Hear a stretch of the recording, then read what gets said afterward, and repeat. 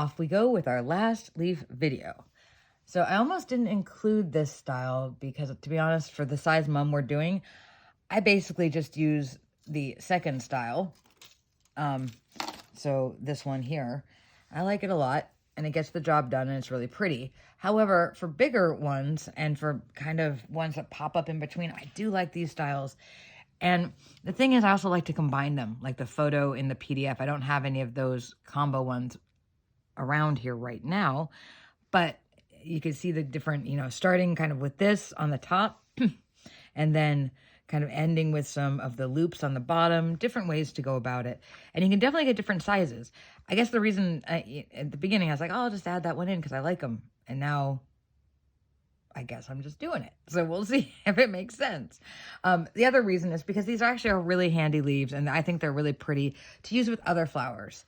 So here's, for example, the size we're going to be doing today, but you can scale them up and you can just keep doing more and more little notches on the side. And you can get, now these look kind of weird, like the ones in the PDF because the photos, because I keep bending them and stretching them out and bending them and stretching them out. So they get a little misshapen, but they get bigger and I still don't think I laced the really big ones, the ones like that were in that photo, the multicolored ones, but this is not laced because actually the scalloping kind of keeps it all together. So you can kind of bend it and you can see it stays pretty tight with itself. So this is a really handy other kind of leaf that you'll see around a lot with these little notches on it. And it's a handy one to be able to make and just have for a new flower. For example, I have this crazy, I'm trying to look at one over here in my loose flowers selection, flowers waiting. And I had this when I pulled it down, this crazy looking dahlia. Now don't laugh too hard. This dahlia is pretty insane. You know why? I painted it. That's not why. So I painted it. I made all the petals out of an opal white bead. In fact, they're actually made out of an opal gold line white bead. They're actually made out of this bead, one of my favorites. It's super pretty, like has a gold sheen to it. I love it. That being said, I painted it. I use it plain too because I really love it. It sounds like I love it, so I painted it. But I wanted to see what happened when I painted it. And I actually really like the way it looks. It's hard to show it to you guys. There we go. Let me kind of show it up. But the problem was, I don't know, this is a little bit of an aside. The funny thing was, I made the petals a long time before I painted them, and I put them all in baggies, and I forgot they had made a bunch of extra petals to test the paints on.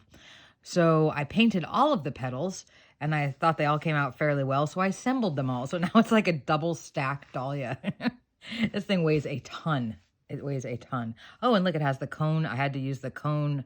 I always use this cone, the simple cone, when I do have anything that needs fortification. And this one is so heavy. It really needed a real calyx on the bottom. But so anyway, I used these leaves with it and it worked out. I think it looked really nice with these. And I have to pick the poor thing up by its head.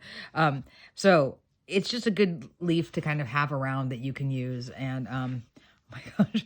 And I don't know what the heck I'm going to do with this flower. It looks like a pineapple to me. Almost like the top of a pineapple. The funny thing is like the center is just plain how it would make a normal dahlia. But all of these leaves, there's a bunch of doubles in here. So it's kind of like slightly a mutant flower in a good way, I guess. I mean, I like the way the colors came out. I just wasn't quite ready for it to be that big. Anyway, so I was just trying to show you where these leaves got used, and I did use them on here, and I feel like it was a good choice for that flower. This thing weighs a ton. It really does. I don't know what the heck I'm going to do with that. Okay, just because I'm not sure aesthetically how I feel about it. Now, anyway, back to the matter at hand. So my point with that is, for the mum size you did, you might just, or that we've done here, the second version is probably fine. But this kind of leaf is a handy one. If you haven't made it before, try practicing it. It's also good to put up in sort of like the filler greenery, around your arrangement. It's kind of a pretty, just to kind of keep the shapes, kind of lively. You can mix and match. So we're going to do this one. It's involving a technique. I'm pretty sure it's called scalloping. I don't know why I call it that. If I'm just call it that, or if I heard that. I honestly don't know. We're going to hope that that's the technical term, shall we? Call it scalloping? Crossing fingers on that one. But anyhow, So here's how we're going to do this one. Now, scalloping is probably is more advanced even than lacing, because lacing is just, well, it's just lacing, right? You're just lacing it. It's, it's annoying, but it's not really intricate. It can be annoying. I kind of like it sometimes. This, you actually have to cut wire to get it done, at least the way I do it. I don't think you can do it any other way, to be quite honest. I don't think it's physically possible to not cut wire to do scalloping. So we're going to do a 1 3/4 3-row basic frame to start with, right? So we're going to do that. Now, again, you can scale these smaller or larger. So that's what this one's going to look like. I haven't bent it yet. So 1 3/4 3-row basic in the middle, brown bottom, pointed top. And we want to notice how much, how much twisted wire we use. So about that much. So, I'm going to go down about 1.5 inches with my twisted wire and give myself some room. You don't need that much room on this because, to be honest, you're only doing one pass around before you start the scalloping, which won't. So maybe start your basic frame, I don't know, like 1.5 inches or so below. And I like I said, with leaves, I always give myself a big loop because I want to have a lot of wire to put onto a lot of this wire to put onto the stem wire. I noticed in previous videos, I kept calling petals leaves, and I kept calling this wire stem wire and stuff. Hopefully when you're watching it, it's obvious what I'm talking about. Like I said, no notes. The notes for this section are this. That's the notes for this section. That's my diagram. So yeah, like I said, I admire people who write patterns. I like the good, really written out ones, not the sketchy note one like I kind of sent out tonight, but like a real pattern, because that takes some serious, that takes some serious effort. Okay, so I'm straightening my wire and starting this. And I'm going to, again, I want the round bottom, so I'm going to hold this, pinch this. Pinch the first bead, this first bead on this wire. I pinch that when I'm pushing it down, and I pinch that bead down, and then I smooth the whole thing up with a wire under my thumb and with beads under my thumb. And I'm going to lay it down next to it. And I just want you're going to bend this down anyway. So just, don't worry about how pointy it is. Just aim for somewhat pointy, So don't, and now, by the way, right now, I'm not sure if you can see this, but right now, like this, I can see that this bead is kind of I want it to hit underneath the other bead. So I'm going to move that up like that, because that'll create gappage later. So I want this bead on this one to be underneath the bead on the center wire. It's not the end of the world if it isn't. It's just these little details kind of help you kind of keep your beads all together as you work. Sorry, I still have allergies, so it's making me kind of lose my voice. Okay, so again, I'm going about 1 bead above. When I lie them straight next to each other, I on the outside wire, but do about 1 bead above. I'm going to hit it like at this oblique angle. So I'm going to hit it across, right? Because I want to bring it around. And then I'm going to, and notice I'm using this knot, holding my hands with this, pinching that back, and then using this knot to pull back and fold that over. Just fold it over at that angle. If it comes at that angle, fold it at that angle. Okay, straightening as we go. My hands are a little rough because I had to do a lot of work today with them. So bear with me. Okay, so again, make that fold. I push and I pull. I push and I pull. And that gets that 1 bead, which I realize on the thing you might not have been able to see, but as opposed to hitting like this, I want to make sure I get that bead right up in that top there. So I'm going to push it down and then do my stretch down. And then back around, and I'm keeping them straight. And then kind of underestimate my bead count a little bit. Like that is almost like I wish I could do half a bead. I'm actually going to see if I chop a bead off and if I like that better. And then I just do it really tight. I'm pushing up here and down around here like we talked about with the basic frame. Now, believe it or not, my dog is in the kitchen again. So I'm going to pause. I will be right back. Okay. Crisis averted. So I actually cut it down 1 less bead than it might have looked like because I hit it the middle. So I always underestimate because I want to keep it tight. you'll find your way with that, right? I mean, I definitely had gaps in my wire when I first started, gaps. So anyhow, back to the matter at hand. At this stage, like I said in the directions, we're going to cut off about 36 inches of wire. But I actually do normally, I said it could be bare wire because I didn't want to explain this part because I didn't know how to explain it. But basically, you can put your beads on this now for the first scallop. So I'm going to go up about, and I'm going to hit it about 4 beads below the tip. So I want to look at it like 4 beads is right here. Here's the trick though with scallops that I've found. You go, oh, well, that's right at 4 beads. Oh no, you go 1 under. You go 1 under exactly where you want to hit. So now I'm going to cut off about 36 inches. And that just preloads that first side for me. So about 36 inches. I always get a little bit nervous, and this paddle wire is not expensive. So, you know, cut off a little bit more. Let's see. I'm going to do 36 inches, but maybe we'll just do 42. And I'll see if I have 6 extra inches. So then the 36 would have been fine. So we got that. So now I already have, that's kind of the trick that I've found with scallops is that if I wanted to hit the 4th bead, if I wanted to hit right at the 4th bead, I actually cut it off at the 5th bead. And here's the other thing too. I think I do this opposite. I really do. So if you don't like my scalloping stuff or it doesn't work for you, please check out other videos with it. I do mine on top. I don't go from underneath. I go down from the top, thread it through. Okay. And just like normal, the right side being right-handed is really annoying to do. So I'm going to thread it through. And I kind of just, I'm moving the wire where I want it to go, kind of pinching these things here, pushing the beads down as I go. And I'm going to go hit it right. I'm really hoping this is work. I don't think I need this anymore. So let's get that out of the frame. Be a little less busy. So I'm hitting right underneath that 4th bead down from the top. And I'm pulling this till it's almost like tight over here. Don't worry about that. I'm pulling it as tight as possible underneath. And then I'm kind of just making sure I get really inside that bead. Once I do that, taking my thumbnail and flattening it down and reshaping. These things are going to get beat up when you're doing scalloping. So that ends up making it a better, because if you actually cut it off at the 4th bead, like where that was, you would actually get this being too loose. Now, here's the deal. Let me get my bead spinner. Should have had it handy. It's actually not very loaded. Should have had it loaded. This is where I might use my Ritter spinner. Okay, so I'm going to spin enough. I'm going to put enough on here to, and in fact, I am going to use my small spinner because I don't want to get out being lazy about using a funnel right now. Don't try this at home. See all that bead spillage? Okay, so it's actually not as bad as I thought it was going to be. So when you have less beads, it's a lot easier to use this spinner.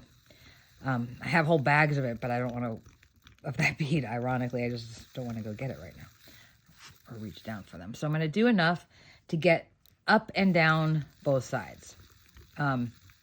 So do a few scoops. I want to have definitely enough to do that. And I'm being very careless right now. I don't normally, this spinner is awesome. Don't judge it by the fact that I'm flailing beads out of here. Okay. So I put about, I don't know, I definitely know that's too much, but that's fine. I want to be able to get back around, twist up here, and get back up to that top.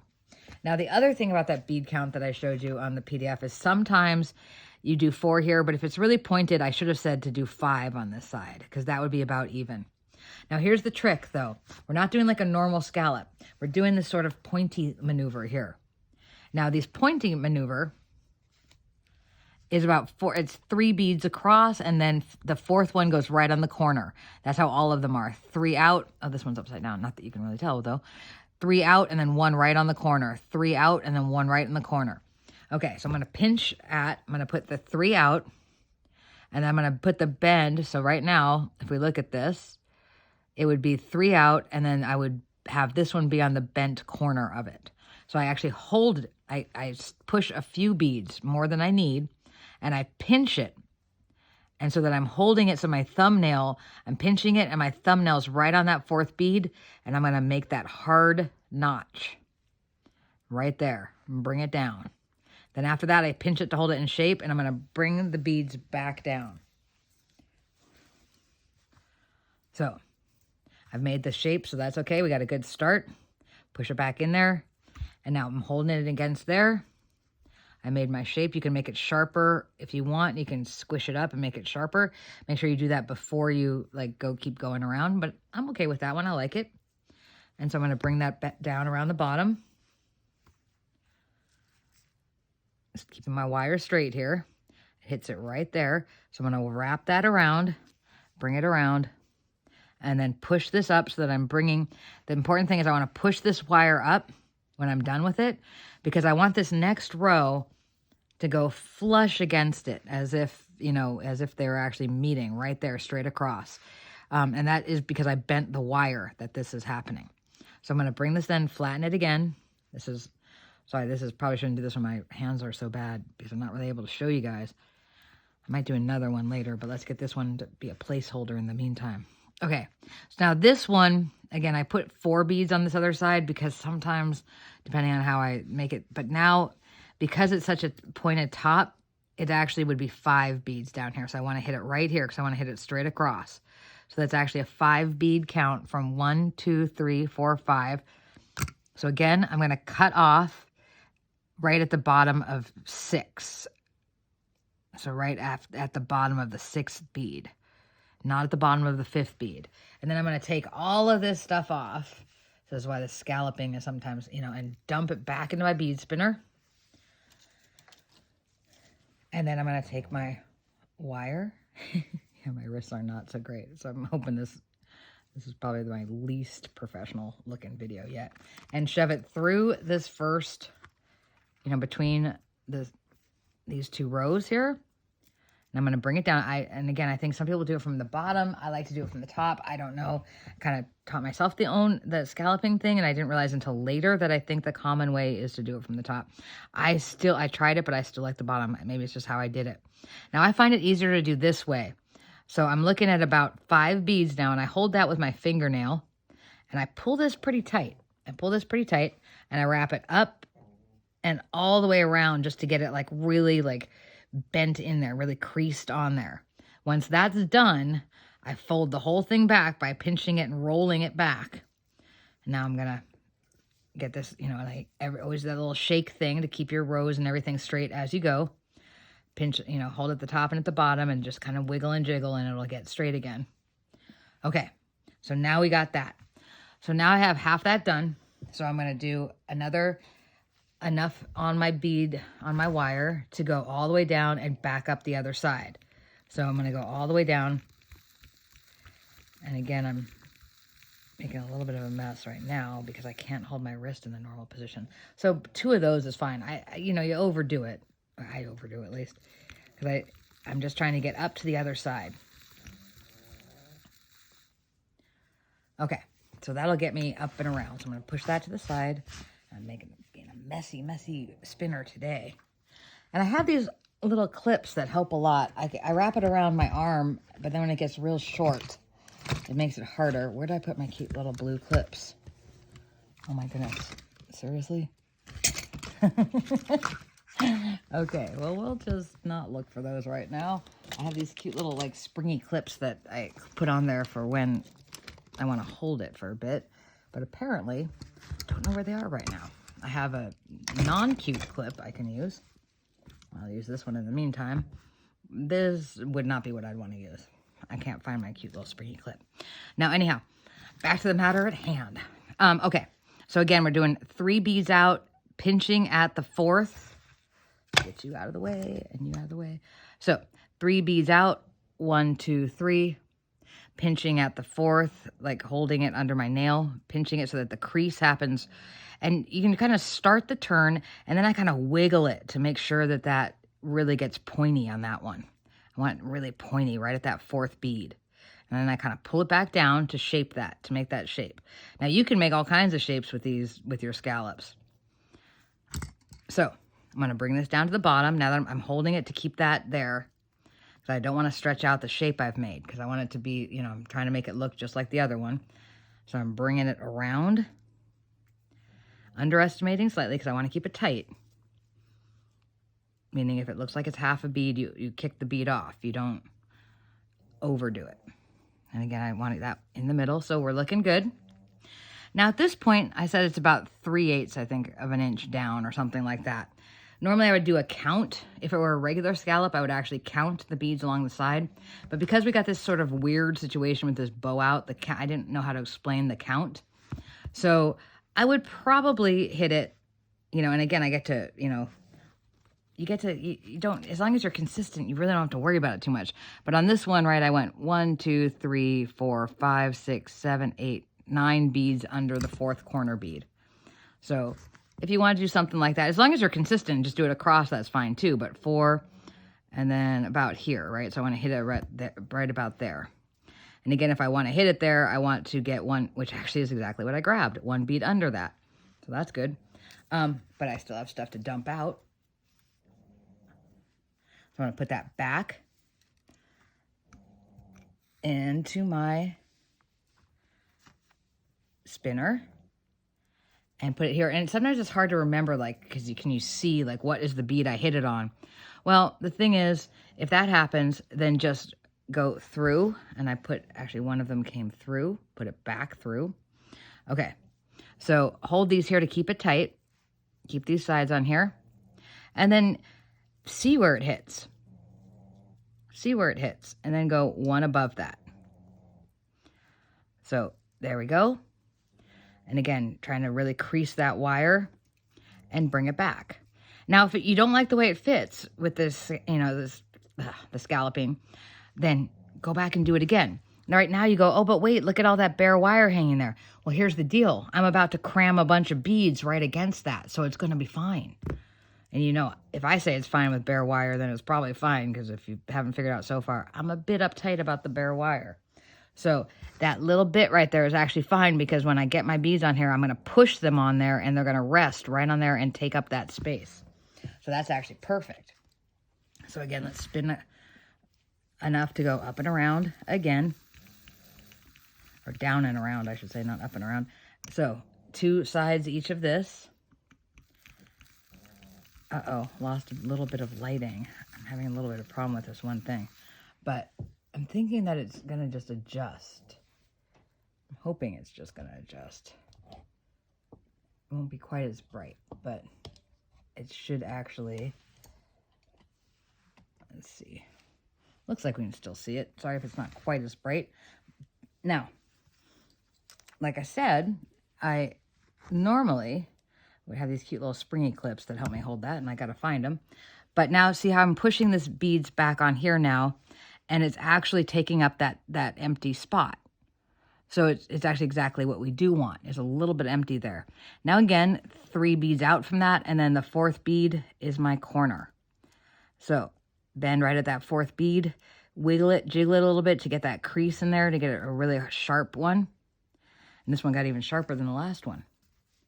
So, and then pull my beads up, and then around we go. Now you can see that it's going to end right here. And then I think it ends right there. Let's make sure that's not too loose. It looks okay, because again, I'm going to bend it. So, but this almost makes it too tight. So sometimes with 11s especially, you kind of wish you could have a half bead space in there, right? I'm going to cut it off a little bit short so that it stays really tight. Either of those 2 choices would have been fine. Okay, so I'm pulling it around again, and once again, it was a weird little backhand way to do it.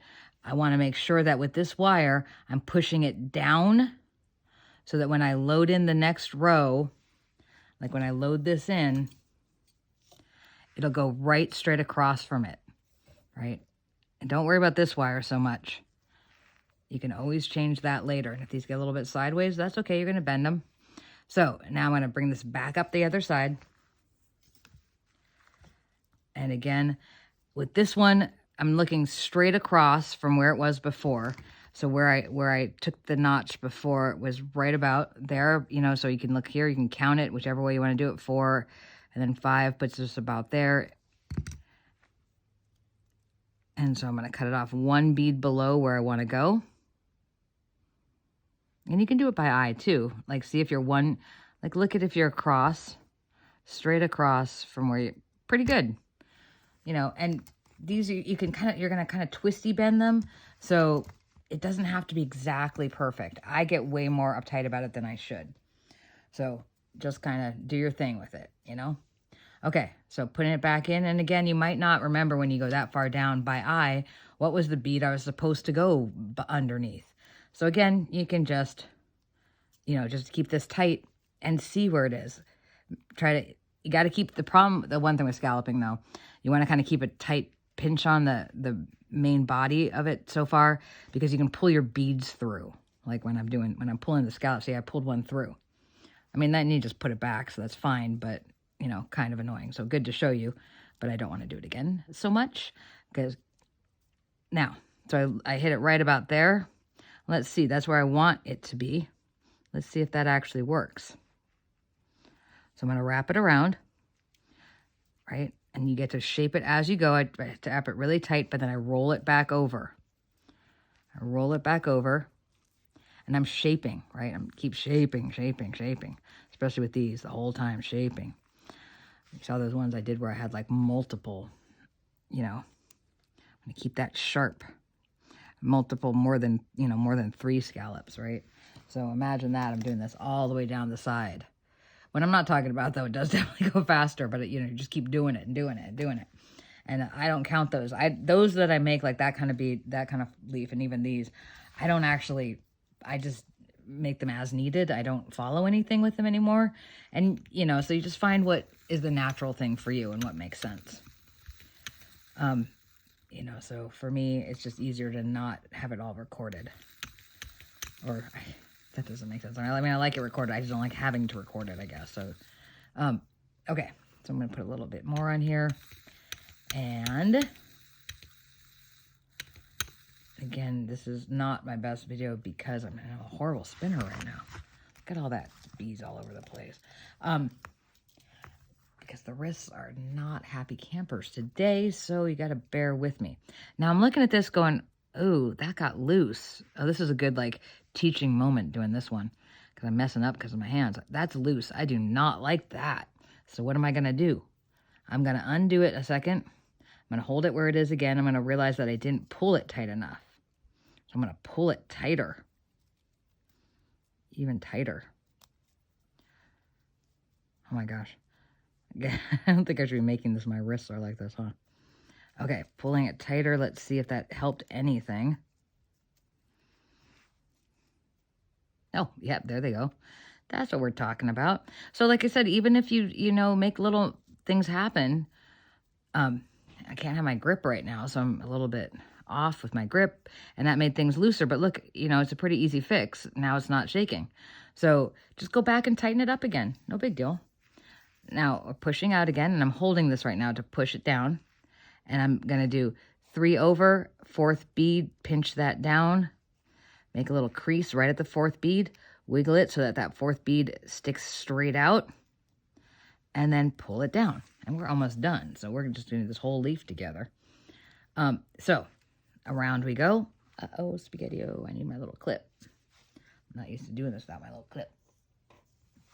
Okay, so we're going to go back around the bottom and make sure it's tight. And then, again, using that sort of, I was talking about that bead colliding with the bottom. Make sure it collides and make sure you got some kind of tightness to it. And we're looking good. So twisting and doing that same thing where I'm going to push up right at this bottom here to make sure that this row, the next row, looks like it's going straight across from it. So I just manipulate the wire to give it that illusion that they actually are straight with each other. I mean, they are now, but I mean, like they would have been, this would have been lower down. So the last one, I think I said something about it being about 5/8 or something of an inch below this one. And that's okay. Again, you can do it. I was just trying to figure out a way to explain it because counting from these is kind of hard. But again, if I'm going to count from my top corner one, 1, 2, 3, 4, 5, 6, 7, 8, 9, 10, 11, 12, 13 down. But again, you don't have to count. You can do it by eye and then just try to match up the other side. So I'm going to load this one up. Keep that wire up there straight. And 13 looks like they're 5, and then it's kind of hard to count when you're not looking.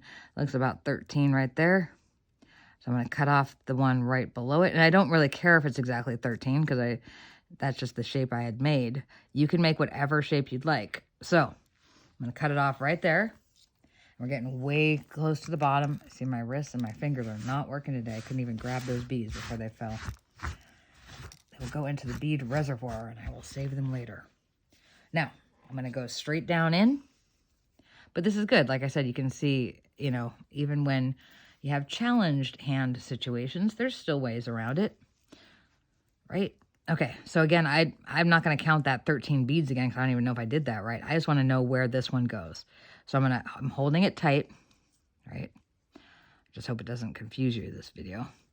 I'm holding it tight, holding the beads tight. Again, I have very little, and I can see that it would end here, which means I want to wrap one bead up from that. So I'm going to wrap around this bead. I'm going to get it real tight. And when you're doing that, you might pull out the previous row. That's okay. See, I'm just trying to get it real tight on there. Real tight, because I'm going to reshape it in a second. I'm pulling this up, pushing it down and pulling this up to get a good crease on that. Because then you can always put it back. You just put it right back. It's not a big deal. And now we're ready again, and that's good. So now we have a tight, this is tight, fairly. I've got a little play, but that's okay because there's going to be a bead here that's going to smush that down. And you can always go back and make it tighter, pull it through even more. Scallops are not nice to the wrist, though. So if you have wrist issues, probably just go with the lacing version. But again, this is kind of nice to have this sort of other option. Now, we're almost done with this one, and I'm pulling that out, and it's pulling this out, so I'm going to have to reshape that, right, and put that back in. These actually hold their shape fairly well. Despite, I'm really manhandling it right now because I can't be subtle with my wrist right now.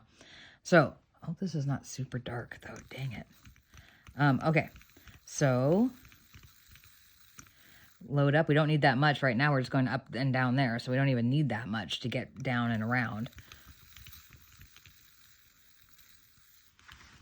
Couple of scoops there, and I definitely cut enough wire. So I know I just wrap it all around my arm. If it were just enough wire, I would have to get out my little spring clip right now to hold the beads on, so I don't have to worry. It's more like I just don't want to, I want to know they're not going anywhere.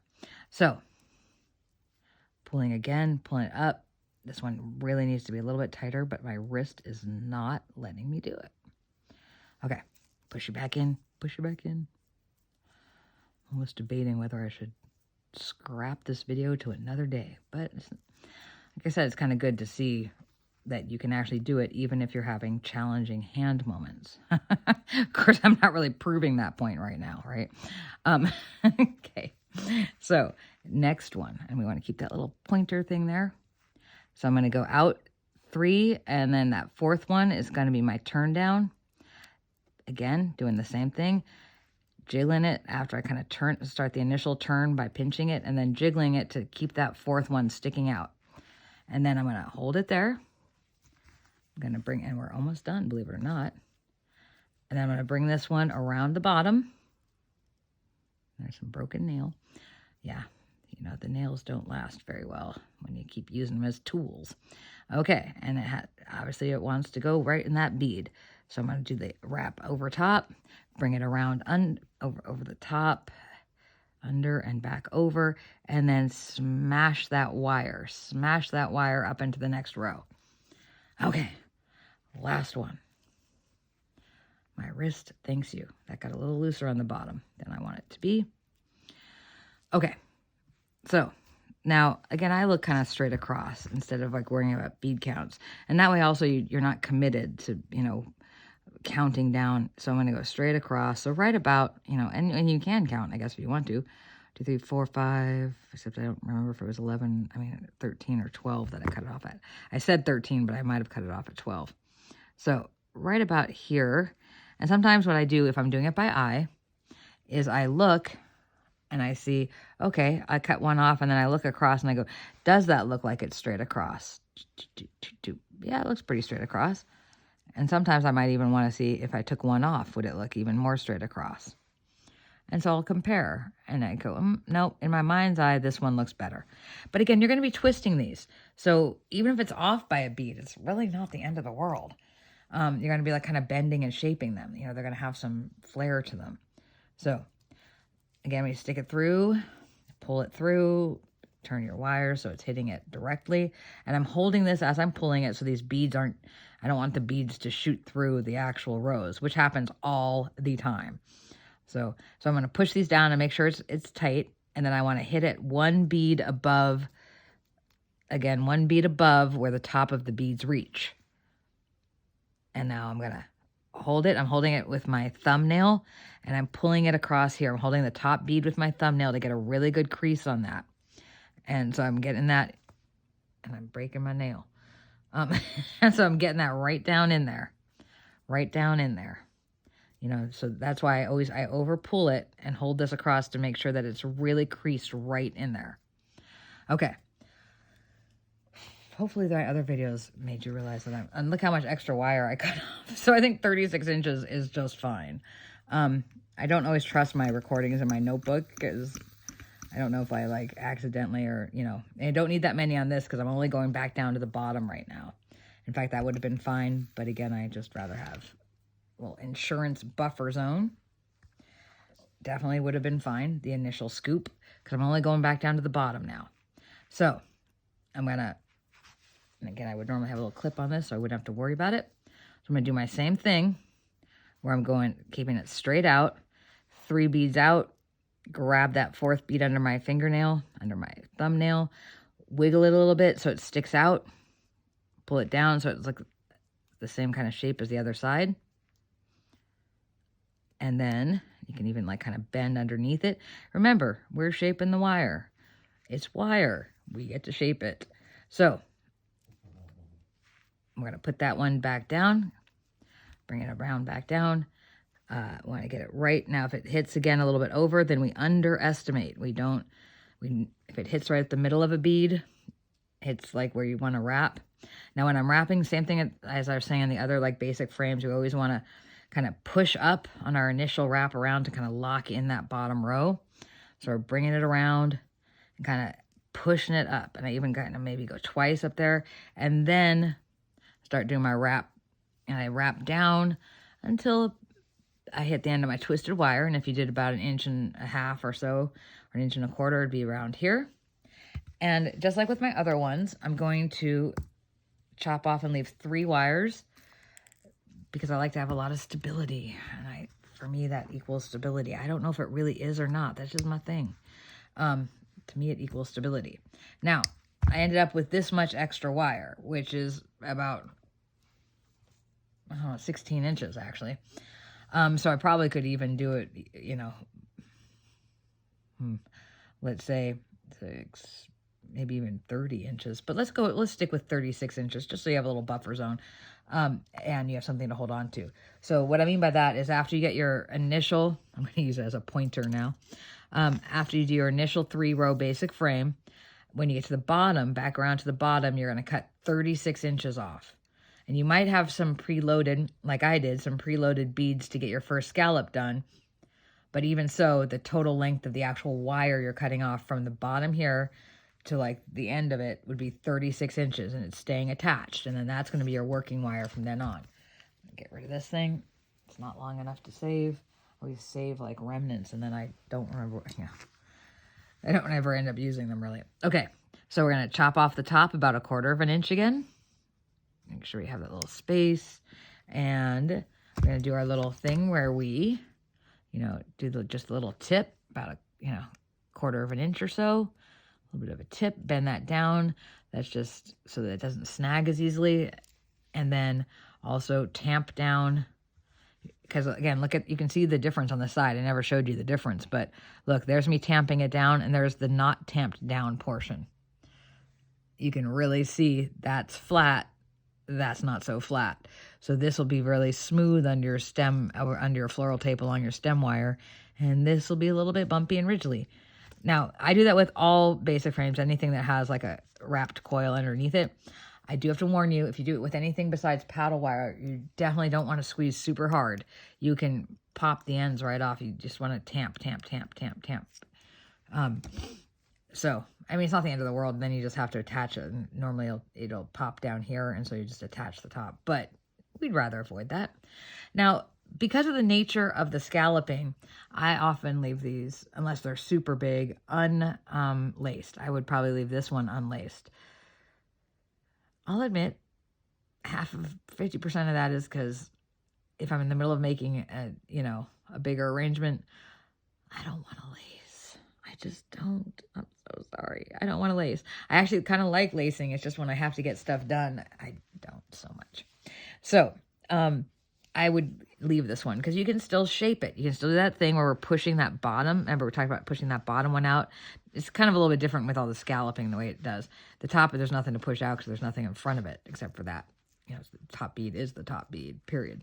So you can shape these, and the shaping will keep them. Now, again, while we're doing that, again, these little things, the same as I did with version 2, I take the little spikes, and I do the twist and turn, like twist it down, turn it out, or turn it down, twist it out, whichever way your brain goes, but I twist and turn it. I'm doing this sort of motion where I'm twisting it down, but also kind of twisting it out at the same time. Twist and turn out. Now, you don't want to pull it apart like that, and you don't have to. I've actually never done that before. And put it back together. So we want to have that sort of 3D effect.